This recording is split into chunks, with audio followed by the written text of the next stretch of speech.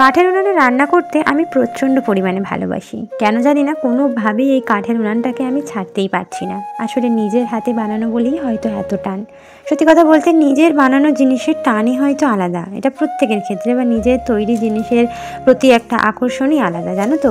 তো এই চুলাটা আমি যখন বানিয়েছিলাম এত সুন্দর দেখতে ছিল, যেটা তোমরা আমার পুরনো ভিউয়ার্স যারা, তারা তো জানো, আর যারা নতুন করে আমার ভিডিও দেখছো তারা হয়তো ভাবছো চুলোটার এই কি অবস্থা, মানে একেবারে ধেরকে ধুরকে গেছে বলতে পারো। ব্যবহার করে করে যা হয় আর কি, না ব্যবহার করতে করতে সেই জিনিসটার যত্ন না করলে এরকমটাই হয়।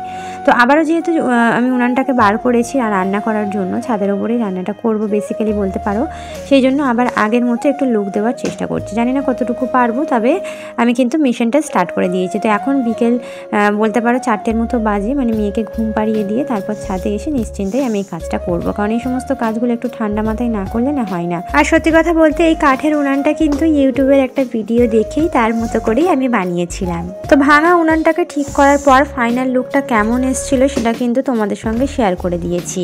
আর এখন সন্ধ্যাবেলা একটুখানি পপকর্ন করে নিচ্ছি আমি। আসলে সন্ধ্যাবেলায় না পপকর্নটা ছিল জিও মার্ট থেকে নিয়েছিলাম, তো কদিন হয়ে যাচ্ছে, ভাবলাম একটু পপকর্নটা বানিয়ে নেওয়া যাক, তাহলে সন্ধ্যাবেলায় খাওয়া হবে। তো সেই জন্যে বানিয়ে নিলাম। আর আওয়াজটা শুনে তোমরা বুঝতেই পারছো, আমার না বিয়ের আগে প্রচণ্ড পপকর্নটা খাওয়া হতো, তবে বিয়ের পর আর খাওয়া হয়নি। তো আবারও কিন্তু ভাবছি একটা নিয়ে রাখবো, সন্ধ্যাবেলা যখন কিছু থাকবে না একটুখানি পপকর্ন বানিয়ে খেতে পারবো।